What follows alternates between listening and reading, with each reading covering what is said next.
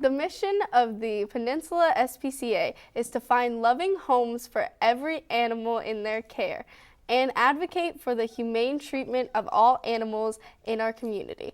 Welcome to Focus. I'm your host, Courtney Luther. For today's show, we shine a spotlight on the Peninsula-SPCA.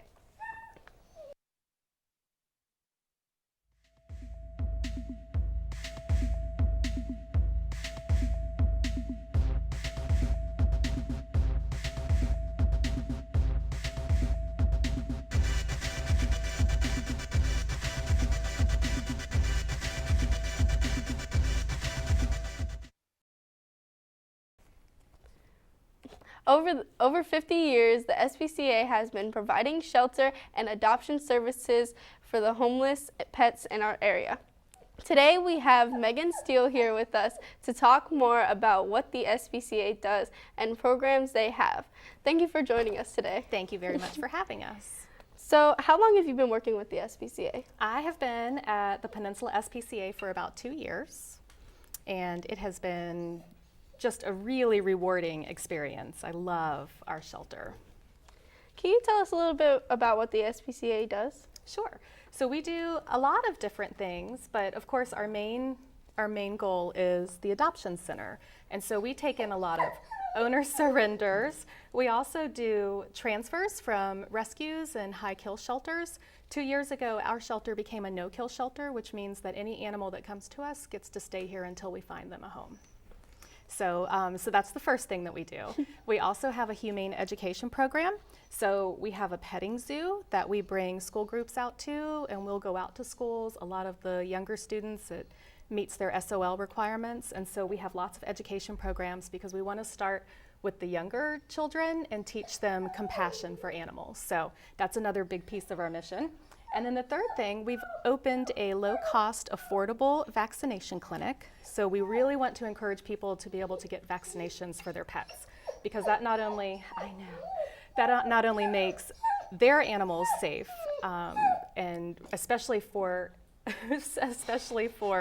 diseases that are preventable with vaccinations, but it also makes all of our pets safer too, because they're not out there in the community. So we started that 2 years ago, and that's been a huge success. We've had an overwhelming response to it, so there's definitely a need for it in our community. So we do lots of things besides, obviously, the adoption center. Well, those are all really great. Well, we have to take a quick break, but stay tuned for more information on how to adopt, the petting zoo, and much more. Here at the Peninsula SPCA, there are many ways to help out the animals in the community. There is pet adoption, foster care, volunteer work, and even a petting zoo.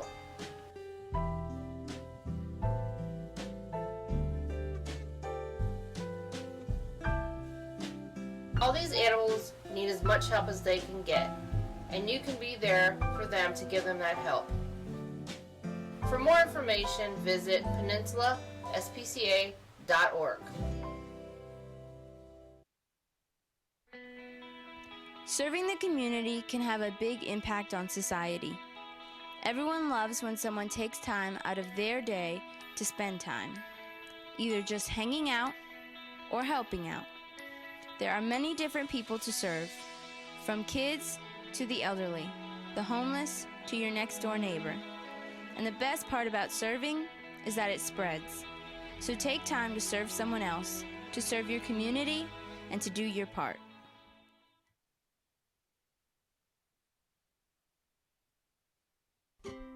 You don't have to change just to fit in. You don't have to apologize for who you are. Just be yourself, and I promise people will enjoy it. Just be yourself. Be your real, imperfect, flawed, quirky, weird, beautiful, and magical person you are. Be yourself. Because everyone else is already taken. Just be you.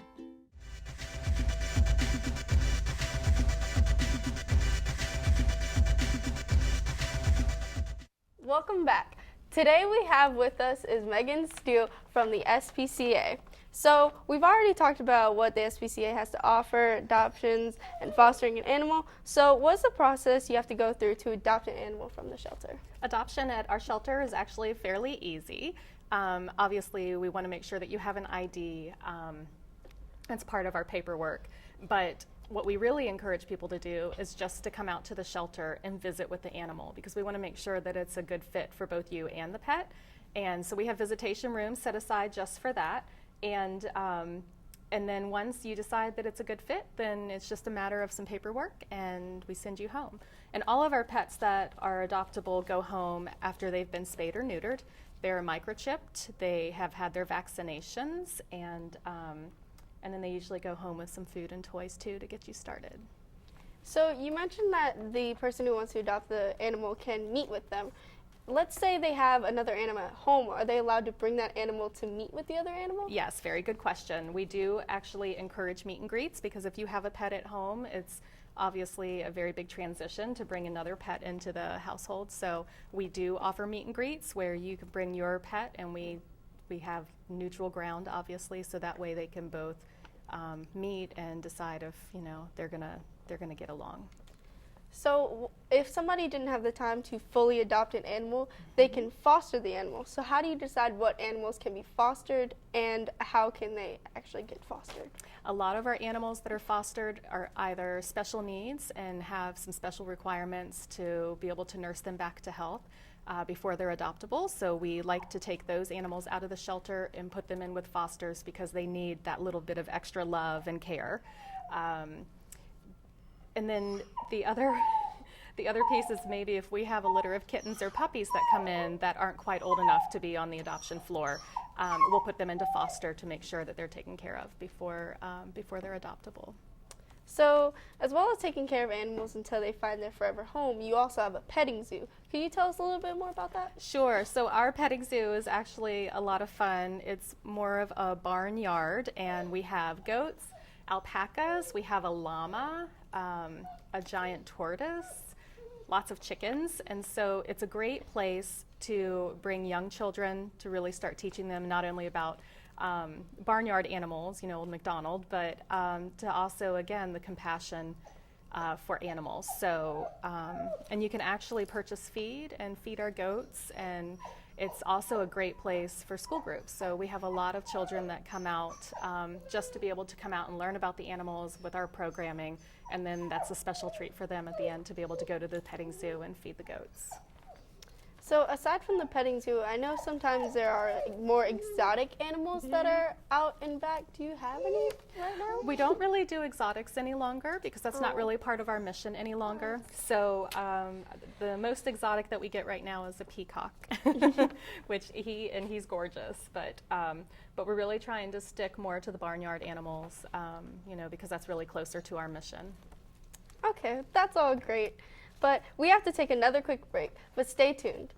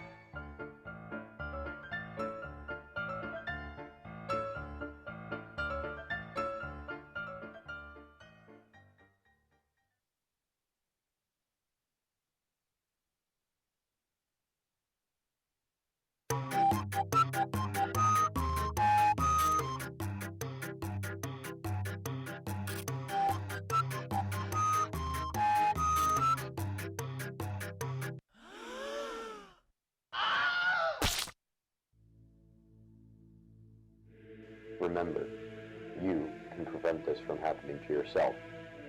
Wear a helmet when riding a bike. And also, watch out for cars, but still, remember to wear a helmet. Welcome back. Since our show today is focused on the SPCA, we'd like to talk a little bit about more of their pets. So could you tell us a little bit about this dog here? Yeah, so this is Aspen, and she is, as you can see, fairly patient. But she is a 2-year-old. There she is. She is a 2-year-old. It says bulldog mix. She looks like she might have a little boxer in her to me. Yeah. But she actually has a pretty neat story. She's only been with us for about a day, and she came in on a transport from Georgia. So there's an organization in Georgia that goes around to a lot of high kill shelters in South Georgia, and so she was probably set to be euthanized. And because no one had adopted her, this organization went and got her and brought her to us where we have space. So she's actually, she's pretty special because she's gotten a second chance. And now she will stay with us until she finds a home. How did you decide to bring Aspen? You know, it's up to the organization. It's a nonprofit that's a third party, and it's they have the relationship with all of the shelters there, and so they go around and they just find out, you know, who needs to be relocated in order to save their lives. So we've been working with this organization for about 2 years, and we get dogs in from Georgia about once a month. So she's actually been through a lot in the last day, so she's doing pretty good for what she's been through. Is there anything else you'd like to tell us about the SPCA? No, I think, you know, it's a great place. It's a happy place now since our transition to no-kill. And, you know, we have lots of other animals besides dogs. We have cats. We sometimes have bunnies and guinea pigs and lots of different things that you can adopt. But it's also a great place just to come in and visit and give some attention to our pets. Well, thank you so much for joining me today, Ms. Steele. Yes, thank you for having me. For more information, go to peninsulaspca.org or visit a local SPCA shelter. That's all the time we have today. I'm your host, Courtney Luther, and we'll see you next time on Focus. Take care.